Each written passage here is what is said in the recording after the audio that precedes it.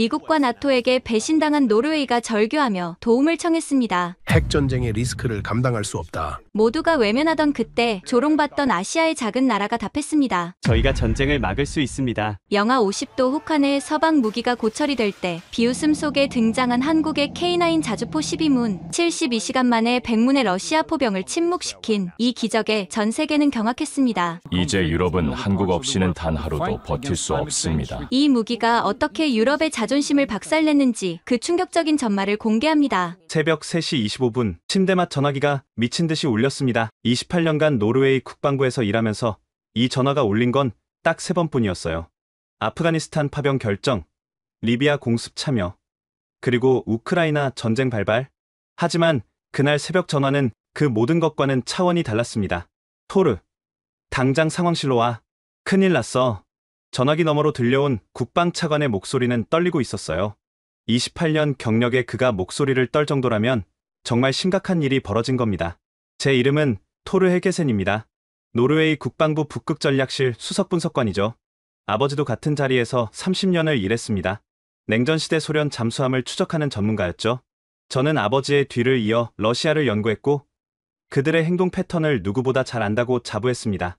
하지만 그날 새벽 저는 처음으로 진짜 두려움이 무엇인지 알게 되었어요. 상황실에 도착했을 때 분위기는 장례식장 같았습니다. 대형 스크린에 떠있는 위성사진을 본 순간 저도 모르게 욕설이 튀어나왔어요. 이건 불가능해. 어떻게 세 척이 동시에? 스발바르 제도 인근 해역, 러시아 델타 포급 핵잠수함 3척이 나란히 부상해 있었습니다. 더 충격적인 건 그 옆에 보이는 거대한 구조물이었어요. 빙하 아래 숨어있던 러시아의 비밀기지였죠. 언제부터였습니까? 최소 6개월. 우리가 완전히 속았어. 작전 참모의 대답에 회의실이 얼어붙었습니다.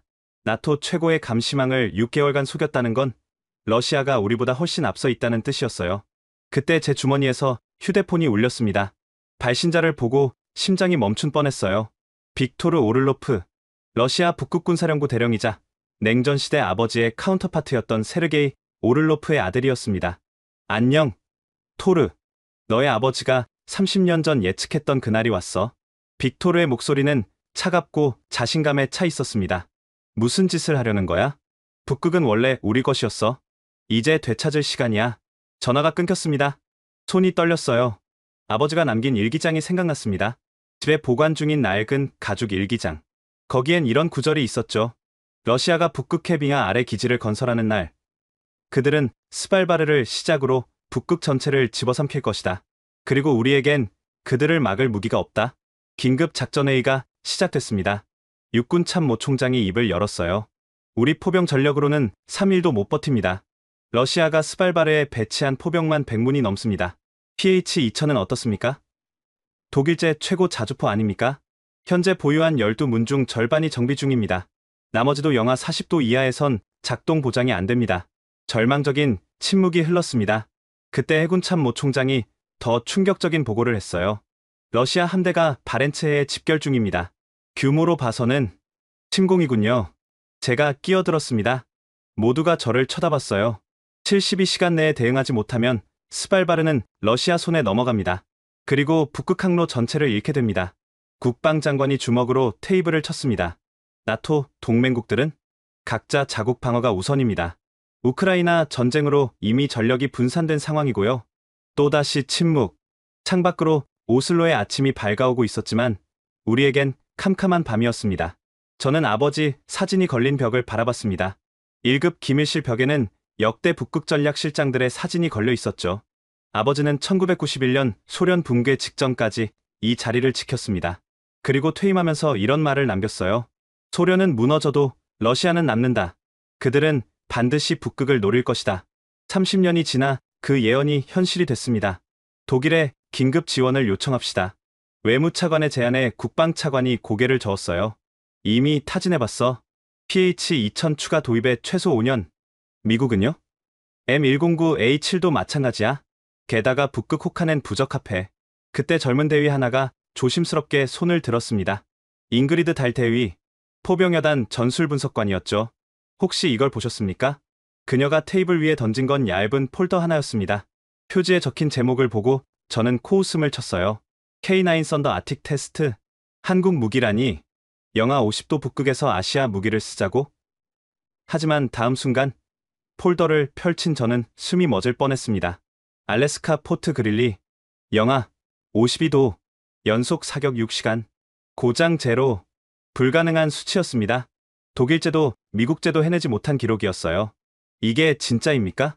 지난달 미군이 직접 테스트한 결과입니다. 잉그리드가 동영상을 재생했습니다. 차를 애는 듯한 알래스카 혹한 속에서 K9가 쉴 새 없이 포탄을 쏟아내고 있었어요. 포신에서 뿜어져 나오는 화염이 얼어붙은 대기를 가르며 목표물을 정확히 타격했습니다. 차거리는 기본 40km, 확장탄 사용 시 54km. 러시아 포병과 맞먹는군요. 아닙니다. 능가합니다. 회의실 분위기가 묘하게 바뀌었습니다. 절망에서 신락 같은 희망으로. 하지만 저는 여전히 의심스러웠어요. 28년간 서방 무기만 다뤄온 제게 한국 무기는 너무 낯설었습니다. 그때 빅토르에게서 또 문자가 왔습니다. 72시간이다. 준비해라. 시계를 봤습니다. 오전 6시. 이미 3시간이 지났어요. 69시간 남았습니다. 저는 폴더를 다시 펼쳤습니다. 그리고 거기서 놀라운 문장을 발견했어요. 한국전쟁 당시 장진호 전투, 영하 40도에서 중공군 17만을 격퇴. 이 경험이 K9 개발의 시작점이 되었다. 장진호, 저도 아는 전투였습니다. 군사학 교과서에 나오는 혹한기 전투의 교과서였죠. 한국은 그 지옥 같은 경험을 무기로 만들어낸 거였습니다. 한국 업체와 연락해보죠. 제가 말했습니다. 다들 놀란 눈으로 저를 봤어요. 토르 헬게센이 독일제 신봉자가 한국 무기를 검토하자고? 시간이 없습니다. 72시간 안에 뭐라도 해야 합니다. 그날 저는 처음으로 깨달았습니다. 절망적인 순간에는 편견을 버려야 한다는 것을. 그리고 곧 알게 될 거였습니다. 그 선택이 북극의 운명을 바꿀 거라는 것을. 하지만 결정을 내리기 전에 저는 한 가지를 확인해야 했습니다. 아버지의 일기장. 그곳에 혹시 더 많은 단서가 있을지도 몰랐으니까요. 회의가 끝난 직후 저는 곧장 집으로 향했습니다. 오슬로 외곽 작은 집. 아버지가 남긴 예언을 다시 확인해야 했어요. 다락방 먼지 쌓인 상자를 열었습니다. 아버지의 유품들. 그 중에서 낡은 가죽 일기장을 꺼냈어요. 1991년 12월 25일. 소련이 붕괴하던 날의 일기였습니다. 오늘 소련이 무너졌다. 하지만 세르게이 오를로프가 마지막으로 한 말이 잊혀지지 않는다. 우리는 돌아올 것이다. 북극을 통해서 그들은 이미 빙하 아래 무언가를 준비하고 있다. 세르게이 오를로프, 빅토르의 아버지였죠. 그는 소련 북극 전략의 설계자였습니다. 일기장을 더 넘기다가 저는 충격적인 내용을 발견했습니다. 1990년에 작성된 비밀 메모였어요. 소련 극비 문서 입수, 프로젝트명 아이스 드래곤. 북극 빙하가 충분히 녹으면 스발바르 인근 해저에 건설한 기지를 가동, 핵잠수함 동시 부상으로 나토 레이더 무력화, 72시간 내 스발바르 점령, 북극 전체 장악. 손이 떨렸습니다. 30년 이상 전에 이미 계획된 일이었다니. 그리고 지금 빙하가 녹으면서 그들의 계획이 실행된 거였어요. 휴대폰이 울렸습니다. 국방부 상황실이었어요. 토르, 큰일입니다. 독일이 거절했어요. 뭐라고요? PH-2000 긴급 지원 불가능하답니다. 우크라이나에 이미 다 보냈대요. 절망적이었습니다.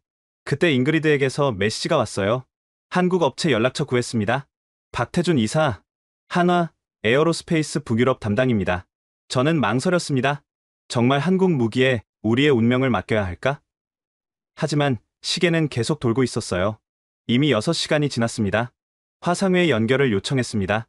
스크린에 나타난 박태준 이사는 예상과 달랐어요. 차분하고 신중해 보였습니다.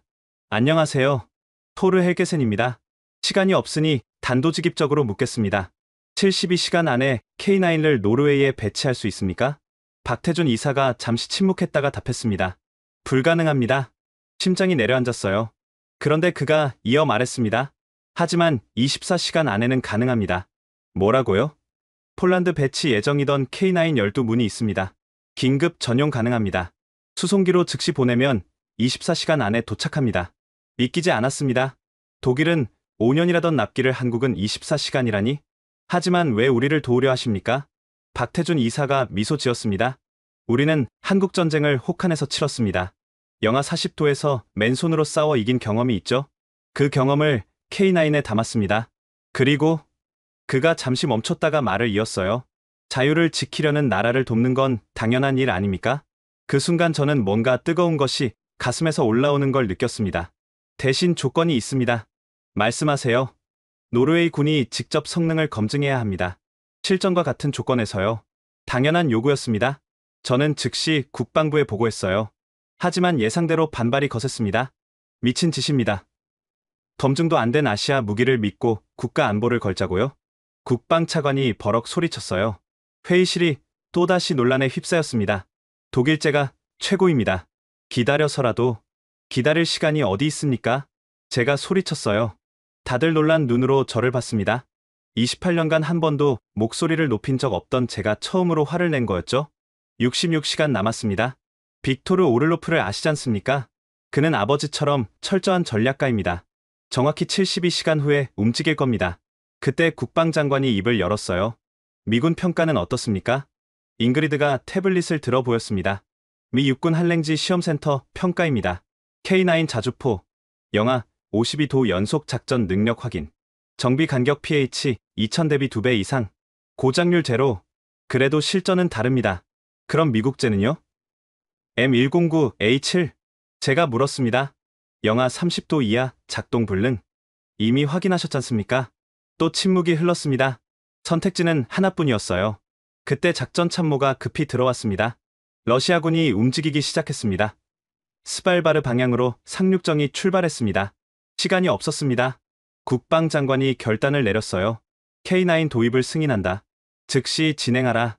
저는 안도의 한숨을 쉬었습니다. 하지만 이건 시작일 뿐이었어요. 박태준 이사와 다시 연결됐습니다. 감사합니다. 즉시 출발시키겠습니다. 그리고 한 가지 더. 뭡니까? K10도 함께 보내겠습니다. K10이요? K9 전용 탄약 보급 장갑차입니다. 자동으로 탄약을 보급합니다. 러시아군이 우크라이나에서 보급 트럭 때문에 고전한 거 아시죠? 우린 다릅니다. 순간 아버지 일기장의 한 구절이 떠올랐어요. 현대전의 승패는 화력이 아니라 보급이 결정한다. 알겠습니다. 믿겠습니다. 전화를 끊고 저는 창밖을 바라봤습니다. 오슬로의 하늘은 먹구름으로 가득했어요. 폭풍이 몰려오고 있었습니다. 기상예보는 며칠 내 북극 한파가 덮칠 거라고 했죠. 그때 빅토르에게서 또 메시지가 왔습니다. 토르, 너의 아버지는 명예로운 패배를 택했다. 너는 어떤 선택을 할 건가? 저는 답장을 보냈습니다. 나는 아버지와 다른 선택을 할 것이다. 이번엔 우리가 이길 것이다. 무엇으로? 낡은 독일제 고철로? 저는 답하지 않았습니다. 아직은 비밀로 해야 했으니까요. 60시간 남았습니다. K9가 도착하려면 24시간. 그럼 36시간 안에 모든 걸 끝내야 합니다. 가능할까요? 그때 잉그리드가 다가왔습니다. 토르, 이거 보세요. 그녀가 보여준 건 한국전쟁 당시 장진호 전투 기록이었어요. 유엔군 3만 대 중공군 17만. 영하 40도. 보급로 차단. 그런데 한국군과 미군이 이겼습니다. 어떻게요? 극한을 견디는 정신력과 창의적인 전술로요. 그리고 그들은 그 경험을 잊지 않고 무기에 담았습니다. 저는 깨달았습니다. 한국은 단순히 무기를 만든 게 아니라 생존의 경험을 설계한 거였어요. 밤이 깊어가고 있었습니다. 북극의 차가운 바람이 창문을 두드렸어요. 58시간 남았습니다. 내일 아침 K9가 도착하면 모든 게 결정될 겁니다. 노르웨이의 운명이, 북극의 미래가. 다음날 새벽 5시, 오슬로 군공항에 거대한 수송기가 착륙했습니다. 한국 공군 C-17 글로브 마스터였어요. 비행기 화물칸이 열리자 거대한 철갑 괴물들이 모습을 드러냈습니다. K9 자주포 12문과 K10 보급 차량 6대. 새벽 안개 속에서도 이압적인 포스가 느껴졌어요. 박태준 이사가 직접 왔습니다. 영하 15도의 추위에도 그는 침착했어요. 토르, 약속대로 24시간 내에 도착했습니다. 정말 대단하십니다. 하지만 제가 말을 꺼내자 그가 먼저 말했어요. 알고 있습니다. 검증이 필요하시죠. 로포텐 제도로 가시죠. 로포텐 제도. 노르웨이 북부 훈련장이자 북극권 최전선이었습니다. 그곳은 지금 영하 35도였어요. 이동하는 동안 박태준 이사가 말했습니다. 제 할아버지가 장진호 전투 참전용사셨어요. 동상으로 발가락 3개를 잃으셨죠. 돌아가시기 전에 하신 말씀이 있어요. 다시는 우리 후손들이 추위 때문에 지는 일이 없게 해달라고. 그래서 K9를 만드신 겁니까? 네. 영하 50도는 우리에게 트라우마이자 극복해야 할 과제였습니다. 로포텐에 도착했을 때 놀라운 광경이 펼쳐졌습니다. 독일제 PH-2000과 미국제 M109, H 이미 대기하고 있었어요. 잉그리드가 설명했습니다. 공정한 비교를 위해 3파전을 준비했습니다. 갑자기 블리자드가 몰아치기 시작했습니다. 기온이 영하 40도로 떨어졌어요. 테스트 취소해야 하는 거 아닙니까? 독일 측 기술자가 걱정스럽게 물었어요. 아니요. 이게 진짜 테스트입니다. 제가 단호하게 말했습니다. 실전은 날씨를 기다려주지 않으니까요. 첫 번째 테스트, 콜드 스타트. 8시간 동안 영하 40도에 방치된 후 시동을 거는 겁니다. 미국제 M109A7, 시동 실패. 독일제 PH2000, 3번 만에 겨우 시동. 한국제 K9, 한 번의 시동. 믿기지 않았습니다. 박태준 이사가 설명했어요. 북극 전용 배터리와 예열 시스템을 적용했습니다. 시베리아 영구동 토층 연구 데이터를 반영했죠. 두 번째 테스트, 연속 사격. 블리자드가 더 거세졌습니다. 시야는 50m도 안 보였어요. 미국제는 2발 쏘고 멈췄습니다. 유압 동결이었어요. 독일제는 10발까지 버텼지만 자동장 전장치가 얼어붙었습니다. K9은요? 분당 6발, 쉬지 않고 60발을 연속으로 쐈습니다. 포신에서 뿜어져 나오는 화염이 블리자드를 가르며 정확히 목표를 타격했어요. 어떻게 이게 가능합니까? 독일 기술자가 경악했어요. 한국의 겨울도 만만치 않습니다. 게다가 우린 사계절이 뚜렷해서 극한 온도차를 견디는 기술을 개발했죠. 세 번째 테스트가 가장 중요했습니다. 장거리 정밀 사격, 50km 떨어진 표적, 크기는 축구 골대 정도. 블리자드 속에서 맞추기는 거의 불가능했어요. 미국제와 독일제는 이미 작동불능 상태라 참가조차 못했습니다. K9과 포신을 들어 올렸습니다. 화력 통제 컴퓨터가 바람과 온도를 계산하고 있었어요. 발사, 포탄이 하늘로 솟구쳤습니다. 1분 후, 명중, 정확히 중앙 명중입니다. 관측소에서 무전이 왔어요. 회의론자들도 모두 침묵했습니다. 그때 잉그리드가 속삭였어요. 28년 복무 중 이런 성능은 처음입니다. 더 놀라운 건 K10의 등장이었습니다. K9과 60발을 쏜 후탄약이 떨어졌을 때 K10이 다가와 불과 3분 만에 자동으로 재보급을 완료했어요. 러시아군은 트럭으로 30분 걸립니다. 우린 3분이면 됩니다. 박태준 이사의 설명에 모두가 감탄했어요. 하지만 그때 예상치 못한 일이 벌어졌습니다. 중단하십시오. 나토 감찰단이 나타났어요. 무슨 일입니까? 한국 무기의 나토 표준 적합성을 먼저 검증해야 합니다. 규정입니다. 독일과 프랑스의 압력이 분명했습니다. 그들은 아시아 무기가 유럽 시장에 들어오는 걸 막으려 했어요. 시간이 지체되고 있었습니다. 48시간 남았는데 그때 빅토르에게서 영상 메시지가 왔어요. 러시아군이 스발바르 해안에 상륙정을 집결시키는 모습이었습니다. 토르, 시간이 얼마 안 남았어. 항복하면 최소한의 자존심은 지켜주지. 분노가 치밀었습니다. 그런데 박태준 이사는 침착했어요. 걱정 마세요. 준비가 되어 있습니다. 그가 서류 가방에서 문서를 꺼냈습니다. 나토 표준 인증서입니다. 작년에 이미 폴란드를 통해 받았습니다. 나토 감찰관이 서류를 검토했어요. 완벽했습니다. 그리고 이것도 있습니다. 미 육군 에이브럼스 전차와의 합동작전 인증서, 독일 레오파르트2와의 호환성 테스트 결과, 심지어 프랑스 르클레르 전차와의 연동시험 기록까지. 불가능한 자료들이군요. 감찰관도 인정할 수밖에 없었어요. 그때 더 놀라운 소식이 들려왔습니다. 핀란드가 K9 사신문 구매 의향서를 제출했습니다. 핀란드, 러시아와 1300km 국경을 맞댄 나라가 한국 무기를 선택한 거예요. 박태준 이사가 미소 지었습니다. 사실 핀란드 대표단도 여기 와 있습니다. 같이 보고 있었거든요. 뒤를 돌아보니 핀란드 육군 장성들이 서 있었어요. 인상적입니다. 우리도 K9가 필요합니다. 이제 분위기가 완전히 바뀌었습니다. 나토 감찰관이 공식 발표했어요. K9 자주포, 나토 표준 완벽 충족, 북극 작전 능력 인증. 환호성이 터졌습니다. 하지만 전 시계를 봤어요. 45시간 남았습니다. 이제 실전 배치해야 합니다. 제가 말했습니다. 어디에 배치하실 겁니까? 스발바르가 보이는 곳. 우리의 최북단 기지에. 그곳은 영하 45도. 1년에 넉 달은 해가 뜨지 않는 극야 지역이었어요. K9은 그곳에서도 작동합니다. 박태준 이사가 자신있게 말했어요. 이동을 시작했습니다. K9 12문이 포효하며 북쪽으로 향했어요. 그때 잉그리드가 제게 물었습니다. 정말 한국 무기로 러시아를 막을 수 있을까요? 저는 K9의 위풍당당한 모습을 보며 답했습니다. 적어도 빈손으로 맞서는 것보단 낫지 않겠습니까? 하지만 속으로는 불안했어요. 러시아는 100문의 포를 갖고 있고 우리는 겨우 12문. 그래도 희망은 있었습니다. K9가 증명한 것처럼 숫자가 전부는 아니니까요. 42시간 남았습니다. 결전의 시간이 다가오고 있었어요. 이제 K9을 최북단 전선으로 이동시켜야 했습니다. 러시아군이 보이는 그곳, 진짜 전쟁터로. 최북단 기지에 도착했을 때 기온은 영하 48도였습니다. 숨을 쉬면 즉시 코털이 얼어붙을 정도였어요. K9 12문이 포진을 완료했습니다. 스발바르가 보이는 해안 절벽, 그곳이 우리의 최후 방어선이었죠. 그때 레이더에 이상 신호가 잡혔습니다. 미확인 비행물체 접근 중. 러시아 수호의 35편대입니다. 전투기 6대가 저공비행으로 다가왔어요. 위협 비행이었습니다. K9 대공 모두 전환 가능합니까? 제가 급히 물었어요. 가능합니다. 근접 방어용 에어버스트탄을 장착하면 됩니다. 박태준 이사의 답변과 동시에 K9가 포신을 하늘로 향했습니다. 경고 사격 준비. 발사. 12문이 동시에 불을 뿜었습니다. 하늘에서 포탄이 터지며 거대한 화망을 형성했어요. 수호의 35편대가 급선회하며 물러났습니다. 후퇴합니다. 러시아기들이 후퇴합니다. 환호성이 터졌지만 잠시뿐이었어요. 대규모 포병 화력 감지.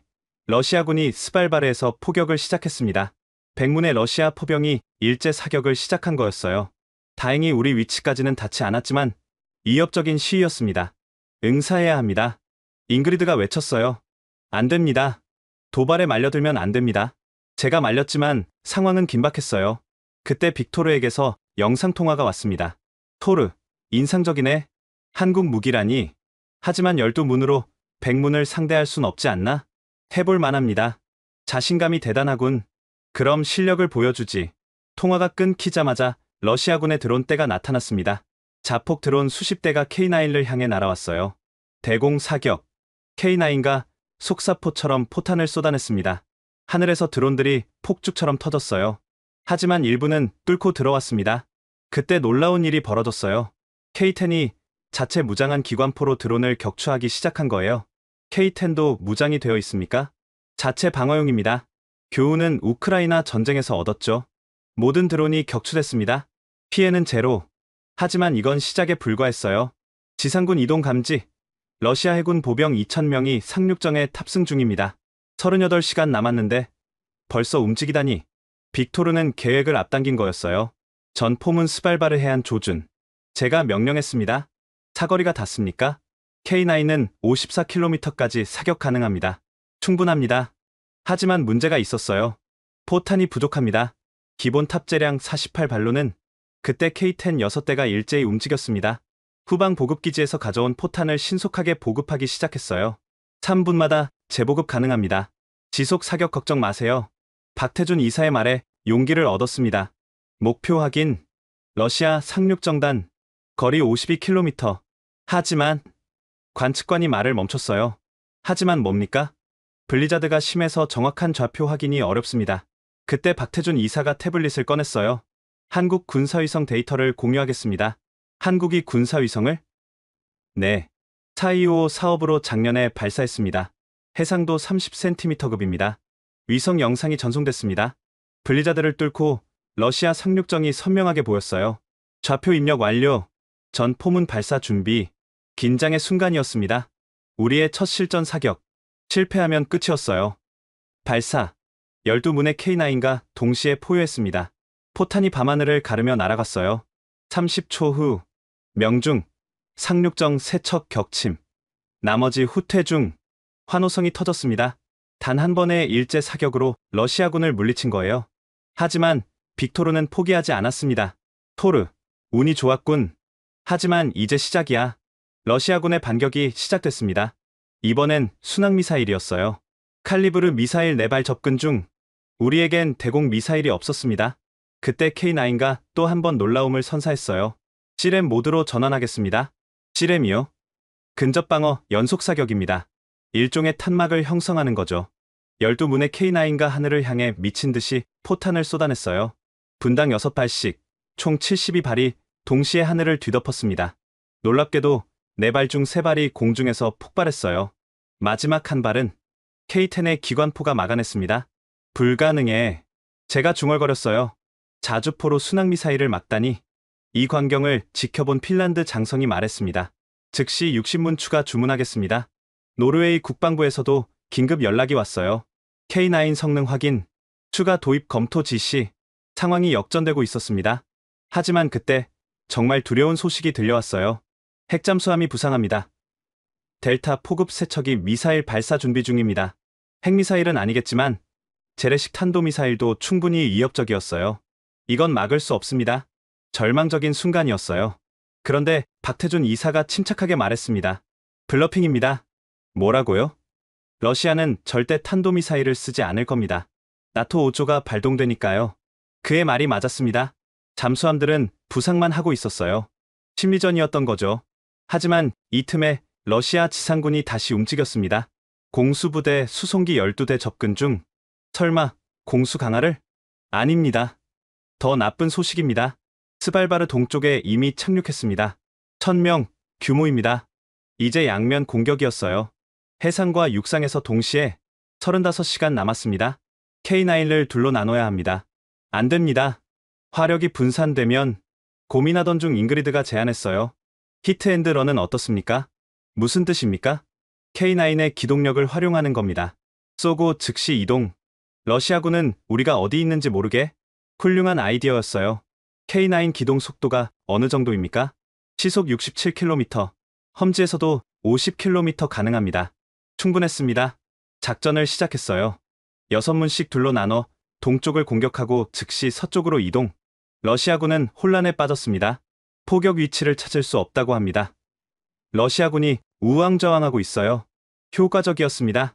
1000명의 공수부대가 진격을 멈췄어요. 그때 빅토르가 다시 연락했습니다. 토르, 정말 인상적이야. 한국 무기가 이 정도일 줄은. 하지만 아직 끝이 아니야. 그의 목소리에 여유가 사라지고 있었어요. 32시간 남았습니다. 길고 추운 밤은 계속되고 있었지만 우리에겐 K9가 있었습니다. 새벽 4시, 갑자기 모든 통신이 두절됐습니다. 사이버 공격입니다. 러시아가 우리 네트워크를 마비시켰어요. 상황실의 모든 스크린이 검은 화면으로 변했습니다. 군 통신망, 민간 인터넷, 심지어 휴대폰 기지국까지 일제히 다운됐어요. K9의 시스템도 마비됐습니까?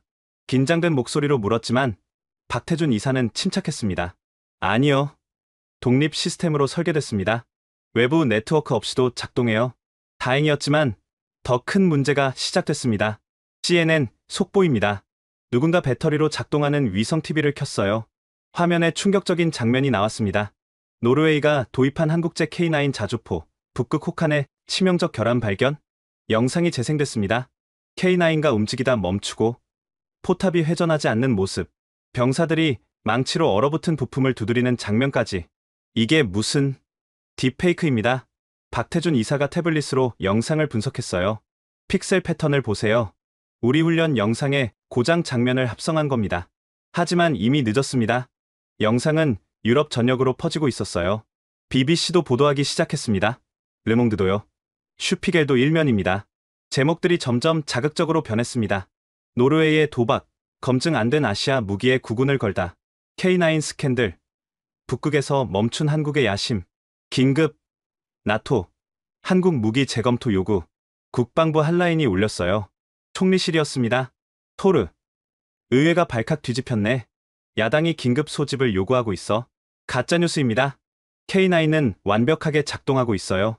증명할 수 있나? 물론입니다. 하지만 통신망이. 그때 더 충격적인 소식이 들려왔습니다. 트위터에 이상한 문서가 퍼지고 있습니다.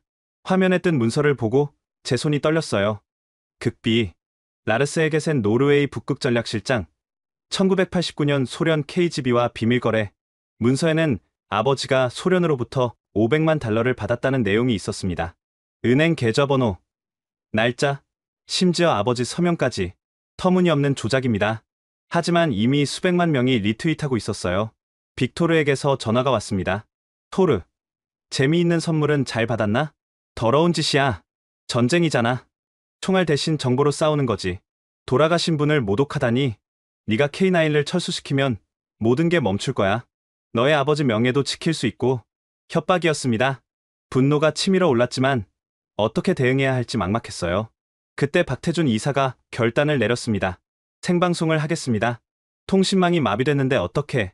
스타링크가 있습니다. 일론 머스크의 위성 인터넷이요. 그가 작은 안테나를 꺼냈어요.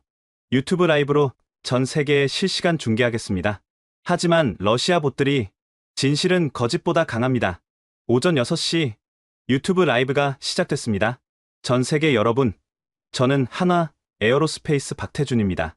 지금 노르웨이 최북단 실시간 온도 영하 49도입니다. 카메라가 온도계를 비췄어요. 수은주가 바닥을 향하고 있었습니다.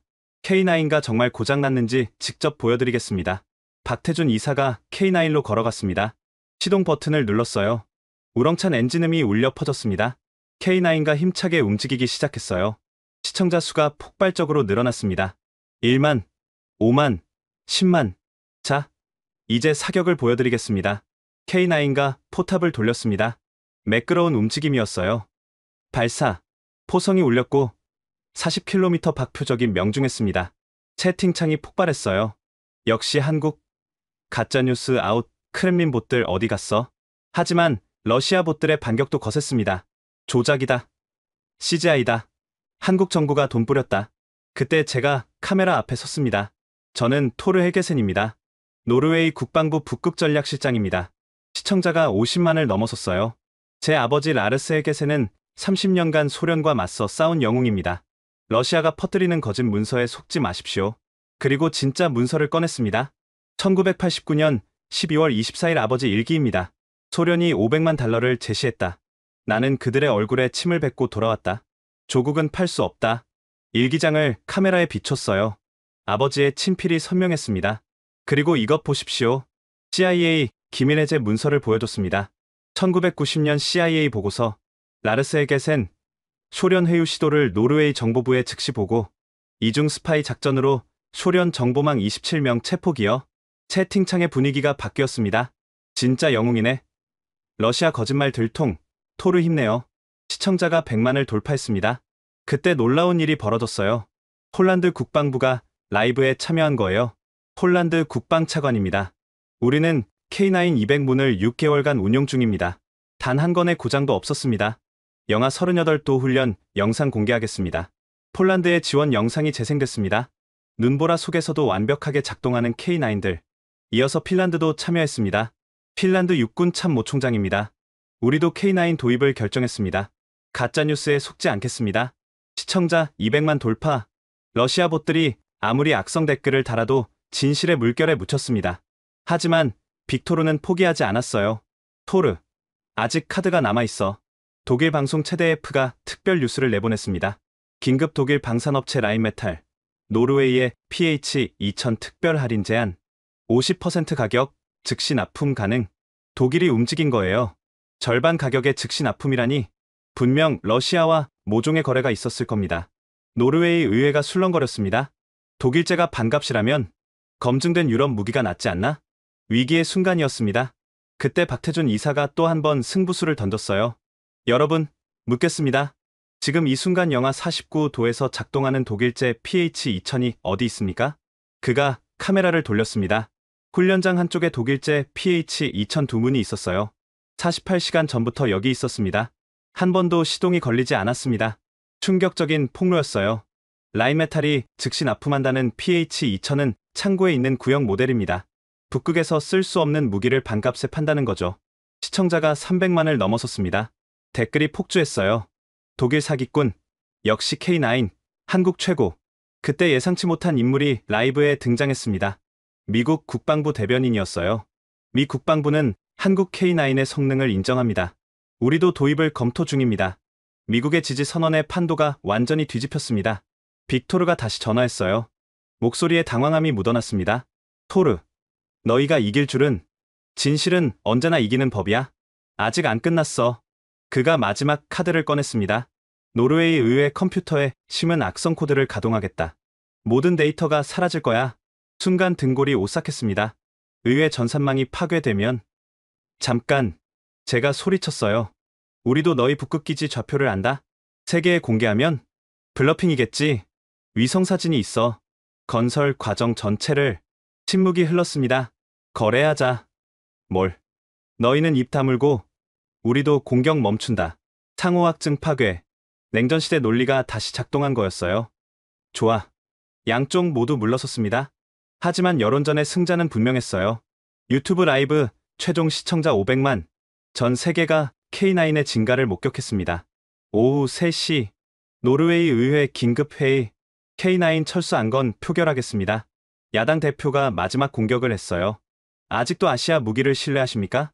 제가 일어섰습니다. 의원님, 창밖을 보십시오. 밖에는 수백 명의 시민들이 모여 있었어요. K9을 지켜라. 가짜뉴스 반대. 한국과 함께. 유튜브 라이브를 본 시민들이 자발적으로 모인 거였습니다. 표결 결과 K9 유지 115표, K9 철수 54표. 압도적 승리였습니다. 저녁 6시 러시아의 사이버 공격이 멈췄고 통신망이 복구됐습니다. 첫 번째로 들어온 뉴스. 유럽연합 한국 K9을 유럽 표준 자주포로 검토. 두 번째 뉴스. 나토 K9 대량 도입 긍정 검토. 세 번째 뉴스. 독일 라인메탈 주가 30% 폭락. 완벽한 역전이었습니다. 박태준 이사와 악수를 나눴어요. 정말 감사합니다. 당신이 없었다면. 아닙니다. 토르 당신의 용기가 없었다면 불가능했을 겁니다. 그가 미소 지으며 덧붙였어요. 한국에는 이런 속담이 있습니다. 거짓말은 천리를 가도 진실을 못 이긴다고. 밖에서는 시민들이 K9 주변에 모여 사진을 찍고 있었습니다. 한 아이가 K9을 만지며 말했어요. 엄마, 이게 우리를 지켜주는 거예요? 그래, 한국에서 온 든든한 친구란다. 16시간 남았습니다. 러시아의 정보전은 실패했습니다. 하지만 진짜 전투가 기다리고 있었어요. 대규모 기갑부대 접근. T-90 전차 50대가 스발바르 동쪽에서 접근 중. 러시아가 드디어 전차까지 투입했습니다. 자주포로 전차를 막기는 쉽지 않았어요. 대전차 포탄이 있습니까? 스마트 탑 포탄이 있습니다. 전차 상부를 노리는 지능형 포탄이죠. 박태준 이사의 설명을 들으며 의구심이 들었어요. 자주포용 대전차 포탄이라니? 실전에서 검증됐습니까? 중동에서 이미 사용됐습니다. 효과는 확실해요. K9과 포신 각도를 조정했습니다. 전차와의 거리 35km. 발사. 포탄이 포물선을 그리며 날아갔어요. 그리고 목표 상공에서 자탄이 분리되며 전차 상부를 타격했습니다. 명중. T-90 5대 격파. 효과적이었지만 전차가 너무 많았어요. 그때 K10이 진가를 발휘했습니다. K10 자동 보급 시작. 놀라운 광경이 펼쳐졌어요. K10 6대가 마치 훈련이라도 한 것처럼 일사불란하게 움직였습니다. 한 대는 포탄을 보급하고 다른 한 대는 연료를 충전하고 또 다른 한 대는 손상 부품을 교체했어요. 시간은 단 4분. 러시아군 보급 트럭이었다면 30분은 걸렸을 겁니다. 박태준 이사의 말이 맞았어요. 우크라이나 전쟁 영상에서 본 러시아군은 보급 때문에 고전했었죠. 연속 사격이 가능해졌습니다. K9 12문이 쉴 새 없이 포탄을 퍼부었어요. 러시아 전차부대가 혼란에 빠졌습니다. 후퇴합니다. 러시아 전차들이 후퇴해요. 하지만 안심하기엔 일렀습니다. 미사일 공격 감지. 이스칸데르 탄도미사일입니다. 진짜 위협이 왔어요. 이스칸데르는 막을 수 없는 무기였습니다. 대피해야 합니다. 아니요. K9은 움직입니다. 박태준 이사의 지시에 따라 K9와 K10이 신속하게 이동했어요. 시속 60km로 질주하는 자주포. 믿기 어려운 광경이었습니다. 미사일이 떨어졌습니다. 우리가 있던 자리가 폭발했어요. 하지만 피해는 없었습니다. K10의 레이더가 미사일을 감지했습니다. 덕분에 미리 대피할 수 있었죠. K10이 단순한 보급차가 아니었던 거예요. 조기경보 시스템까지 갖춘 똑똑한 동반자였습니다. 그때 더 놀라운 소식이 들려왔어요. 폴란드가 K9 200문 추가 구매 결정. 핀란드도 100문 확정. 유럽 전체가 K9의 실전 성능을 목격한 결과였습니다. 빅토르의 목소리가 들려왔어요. 토르, 인정하지. 한국 무기를 과소평가했어. 처음으로 그가 인정했습니다. 하지만 아직 포기하지 않았어요. 하지만 최후의 수단이 남아있지. 불길한 예감이 들었습니다. 핵잠수함에서 크루즈 미사일 200발 동시 발사 준비. 200발. 막을 수 없는 숫자였어요. 그런데 박태준 이사는 침착했습니다. 블러핑입니다. 이번엔 진짜일 수도 있어요. 아니요. 러시아도 알고 있습니다. 200발을 쏘면 나토 5초가 발동한다는 걸. 긴장된 10분이 지났습니다. 역시 블러핑이었어요. 잠수함들이 잠수하기 시작했습니다. 후퇴합니다. 러시아 함대가 철수합니다. 믿기지 않았어요. 우리가 이긴 거였습니다. 16시간 남은 시점에서 러시아가 물러났어요. 하지만 완전한 철수는 아니었습니다. 스발바르 인근에서 여전히 대치 중이었죠. 장기전이 되겠군요. 제가 말했어요. K9은 장기전에도 강합니다. 정비 주기가 길거든요. 실제로 지난 48시간 동안 한 번도 고장나지 않았어요. 독일제였다면 벌써 절반은 정비에 들어갔을 겁니다. 그때 한국에서 온 수송기가 도착했습니다. 포탄 10,000발 도착. K10들이 신속하게 포탄을 하역했어요. 인간의 도움 거의 없이 자동으로. 이제 얼마든지 버틸 수 있습니다. 잉그리드가 안도의 한숨을 쉬었어요. 저녁이 되자 놀라운 소식들이 이어졌습니다. 스웨덴 K9 도입 검토. 덴마크도 관심 표명. 북유럽 전체가 K9에 주목하기 시작했어요. 박태준 이사에게 물었습니다. 한국은 어떻게 이런 무기를 만들 수 있었습니까? 전쟁의 경험입니다. 6.25 때 우리는 장비도 없이 싸웠어요. 그래서 장비의 중요성을 누구보다 잘 압니다. 그의 눈에 깊은 감정이 서려 있었어요. 그리고 또 하나. 우리는 아직도 전쟁 중입니다. 휴전일 뿐이죠. 그래서 무기 개발에 진심일 수밖에 없어요. 이해가 됐습니다. 한국의 무기가 강한 이유를. 밤 10시. 빅토르에게서 마지막 연락이 왔어요. 토르, 이번 판은 너희가 이겼어. 하지만 게임은 끝나지 않았다. 알고 있어. 하지만 우리에겐 K9가 있다. 한국 무기가 자랑스럽나? 그래. 이제 우리의 무기나 다름없으니까. 전화가 끊겼습니다.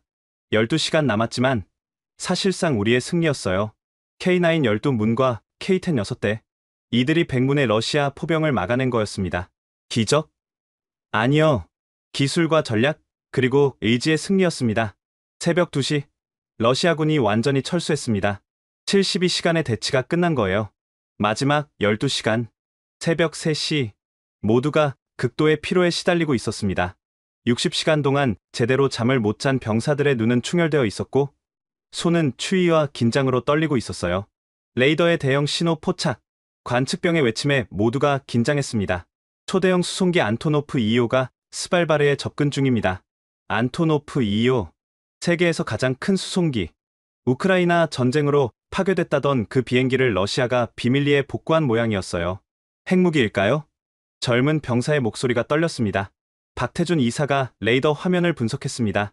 적재 중량과 비행 패턴으로 봐서는 T-14 아르마타입니다. T-14 아르마타. 러시아가 10년간 개발한 최신의 전차, 무인 포탑, 능동방어 시스템, 그리고 서방의 어떤 포탄도 막아낸다는 전설적인 장갑. 몇 대나 실려 있을까요? 최대 10대입니다. 10대의 T-14. 일반 자주포로는 상대가 안 되는 괴물들이었어요. 30분 후 안토노프가 스발바르에 착륙했습니다. 위성 영상이 전송되어 왔어요. T-14 10대 하역 확인. 보병 500명도 함께입니다. 러시아 최정예 부대였습니다. 스페츠나츠 특수부대와 근위 기가벼단의 정예들. 이건 단순한 무력 시위가 아닙니다. 진짜 공격할 생각이에요. 잉그리드의 얼굴이 창백해졌습니다.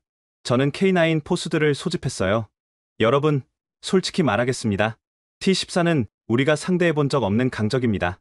하지만 우리에겐 이점이 있어요. 거리입니다. 무슨 뜻입니까?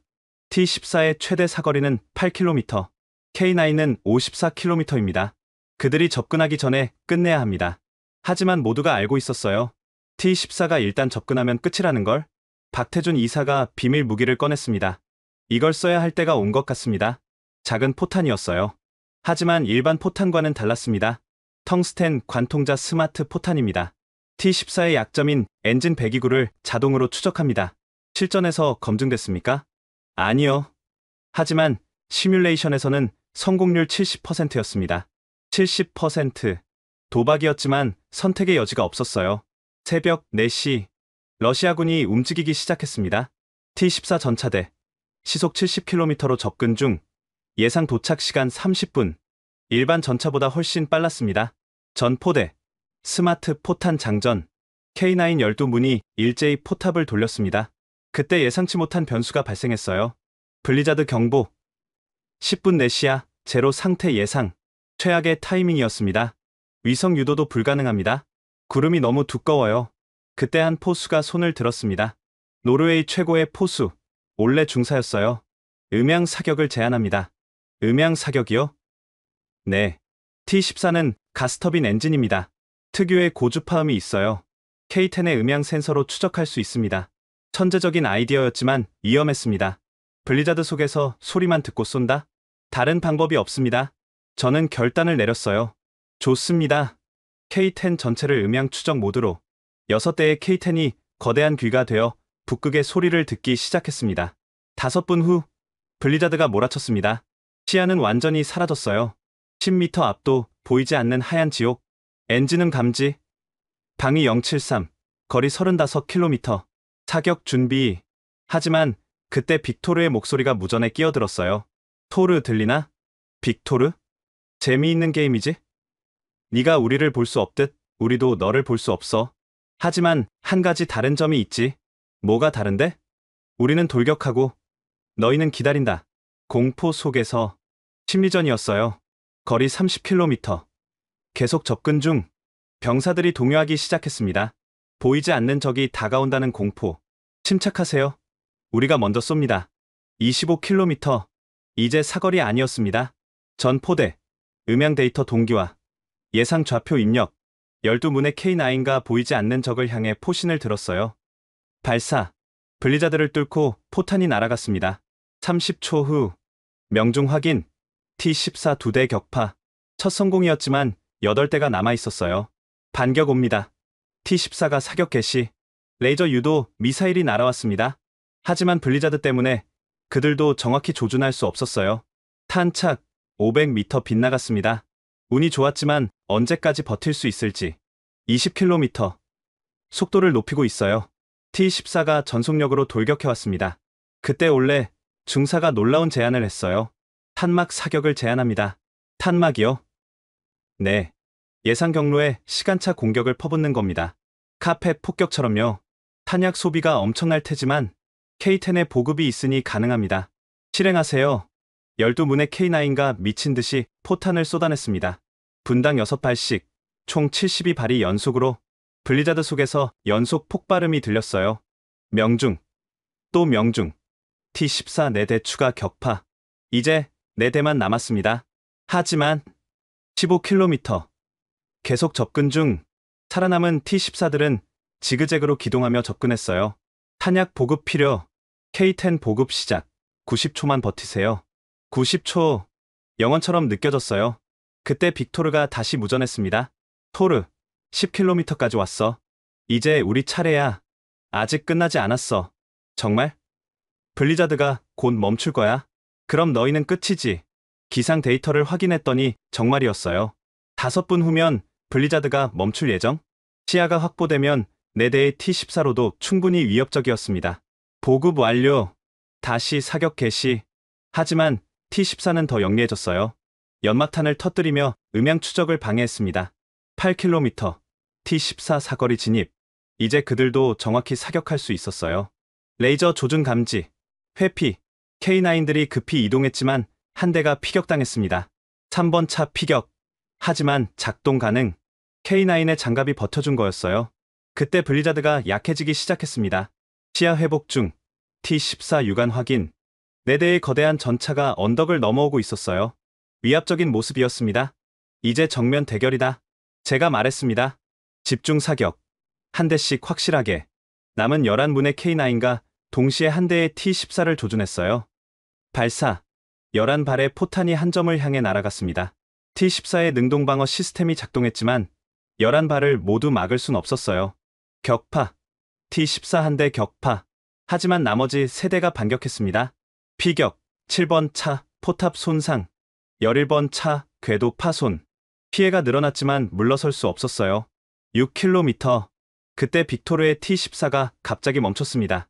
흰 깃발을 들었어요. 휴전 신호? 토르. 대화를 하자. 무전이 아닌 확성기였습니다. 무슨 속셈이야?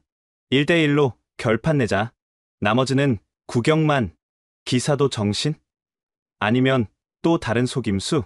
하지만 이미 피해가 컸습니다. 협상이 필요했어요. 좋아. 중립지대에서 만나자. 저는 K9 한 대에 올라탔습니다. 빅토르는 T-14에서 내려 걸어 나왔어요. 4km 지점. 폐허가 된 옛 관측소에서 우리는 만났습니다. 빅토르의 얼굴엔 피로가 역력했어요. 60시간 동안 못 잤어.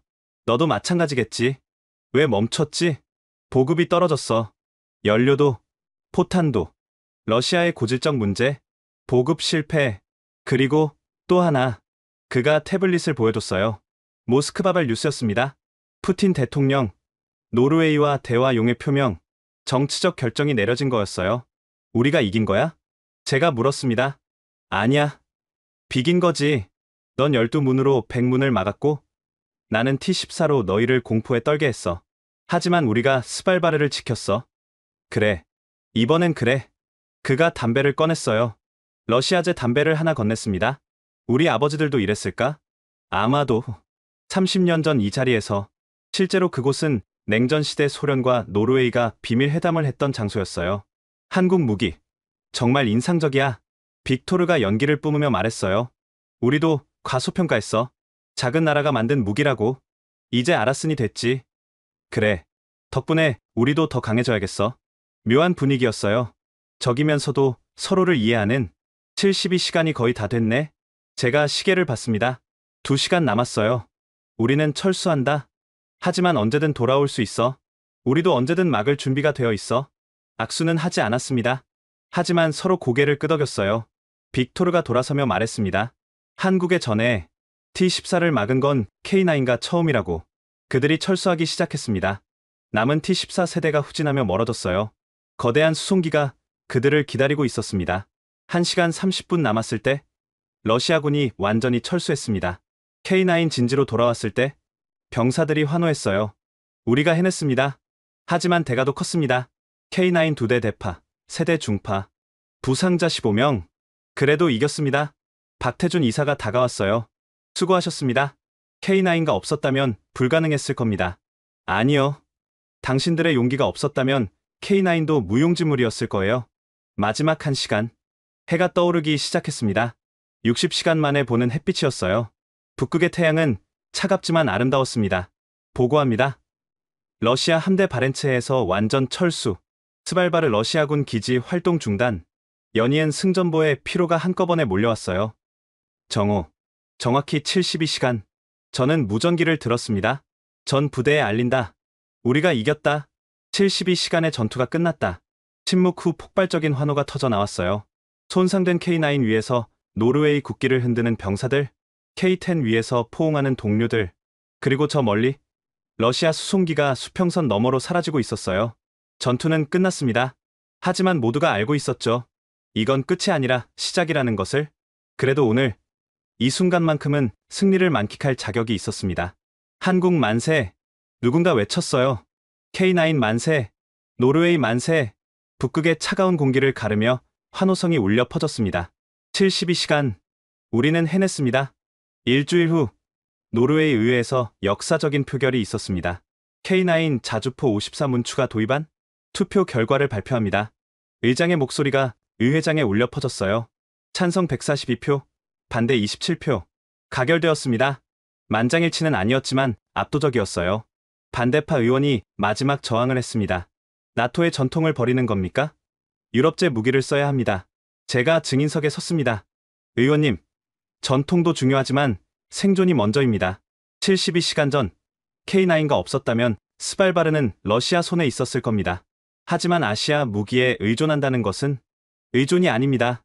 선택입니다. 최고를 선택한 것뿐입니다. 그때 뜻밖의 인물이 발언권을 얻었어요. 은퇴한 라르스 장군. 제 아버지와 함께 일했던 분이었습니다. 여러분, 저는 50년간 군에 있었습니다. 냉전 때는 미국 무기에 의존했고 그 후엔 독일 무기를 믿었죠. 하지만 이번에 깨달았습니다. 중요한 건 어느 나라 무기냐가 아니라 우리를 지킬 수 있느냐입니다. 노장의 말에 의회장이 숙연해졌어요. 한국은 우리처럼 작은 나라입니다. 하지만 그들은 자력으로 세계 최고 수준의 무기를 만들었습니다. 우리가 배워야 할 태상입니다. 표결은 이미 끝났지만 그의 말이 진짜 변화의 시작이었어요. 며칠 후 한국 대통령이 노르웨이를 방문했습니다. 두 나라의 파트너십은 단순한 무기 거래가 아닙니다. 자유와 평화를 지키는 동맹입니다. 조인식에서 충격적인 추가 발표가 있었어요.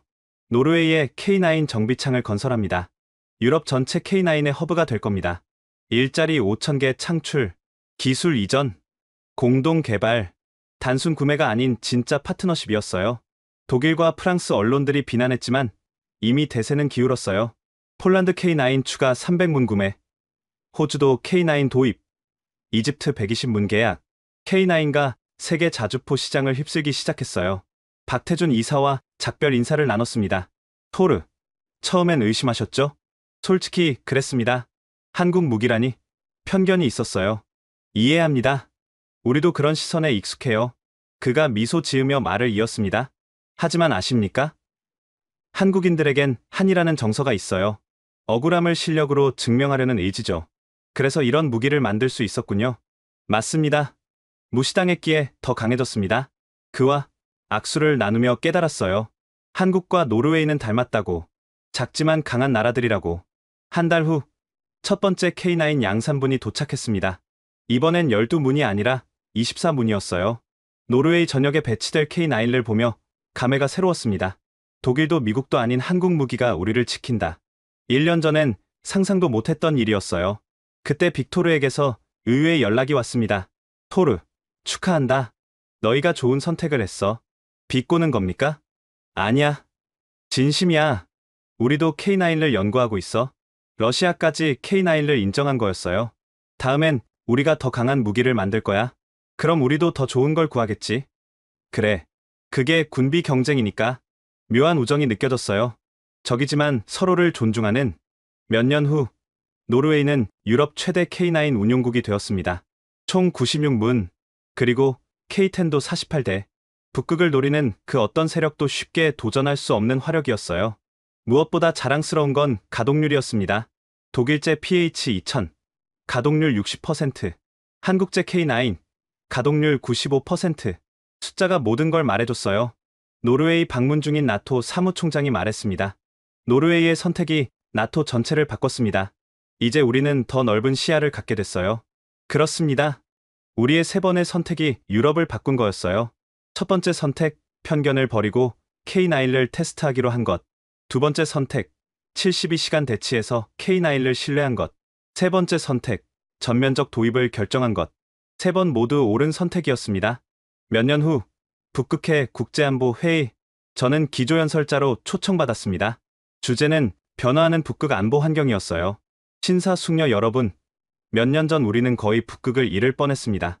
청중석엔 각국 국방장관들과 군 수뇌부가 가득했어요. 하지만 우리는 막아냈습니다. 12문의 K9로 시작해서 이제 노르웨이는 96문을 운용합니다. 그리고 스크린에 지도가 떴습니다. 덴마크 48문, 스웨덴 72문, 핀란드 108문, 아이슬란드 24문, 북극권 5개국이 총 348문의 K9를 운용합니다. 청중들이 감탄했어요. 이것이 바로 새로운 북극 방어선입니다. 그리고 이 모든 건 한국이라는 파트너 덕분입니다. 연설 후 박태준 회장을 만났습니다. 그는 이제 한화 에어로스페이스 유럽법인 회장이 되어 있었어요. 토르, 변화가 놀랍지 않습니까? 정말 그렇습니다. 한국 무기가 유럽 표준이 될 줄이야. 이제 시작입니다. K2 흑표 전차도 곧 도입될 겁니다. K2 전차, 벌써 폴란드가 1000대를 주문한 상태였어요. 그때 뜻밖의 손님이 찾아왔습니다. 빅토르였어요. 그는 이제 러시아 육군 대장이 되어 있었습니다. 토르, 오랜만이네. 빅토르, 어쩐 일입니까? 한국 무기가 궁금해서. 러시아도 이제 아시아를 봐야 할 때가 된 것 같아. 농담 같았지만 눈빛은 진지했어요. 실제로 러시아는 몇 년간 북극에서 도발하지 않았습니다. K9 방어선 때문이었죠. 다음 날 노르웨이 북부 훈련장을 방문했습니다. K9가 진화하고 있었어요. 신형 K9A2입니다. 사거리 70km, 자동화율 95%. 더 강력해진 K9. 이제는 노르웨이 군이 직접 개량에 참여하고 있었어요. 한국과 공동 개발한 극지형 특수포탄입니다. 영하 60도에서도 작동합니다. 진정한 기술 협력이 이뤄지고 있었던 거예요. 훈련에 참가한 젊은 포병 장교가 말했습니다. 저희 세대는 K9와 함께 자랐습니다. 이제 독일제나 미국제는 상상도 못해요. 세대가 바뀌면서 인식도 완전히 바뀐 거였어요. 그날 저녁 노르웨이 국왕 주최 만찬이 있었습니다. 오늘 우리는 특별한 발표를 합니다. 국왕이 직접 나섰어요. 한국 방산업체와 노르웨이 조선소가 협력해 새로운 프로젝트를 시작합니다. 차세대 북극 전투함입니다. 육상 무기를 넘어 해상 무기까지 협력이 확대되고 있었어요. 만찬장에서 각국 대표들과 대화를 나눴습니다. 독일 대표가 다가왔어요. 솔직히 시기했습니다. 우리 무기를 버리고 한국 무기를 선택했으니까요. 이해합니다. 하지만 이제 인정합니다. 여러분의 선택이 옳았다고. 프랑스 대표도 마찬가지였어요. 우리도 한국과 협력을 검토 중입니다. 세상이 변했어요. 정말 세상이 변했습니다. 아시아 무기를 무시하던 유럽이 이제는 먼저 손을 내밀고 있었어요. 만찬이 끝날 무렵 한국 대사가 제게 작은 선물을 건넸습니다. 한국 전통 부적입니다. 애군을 막고 행운을 부른다고 해요. 작은 주머니, 속 부적.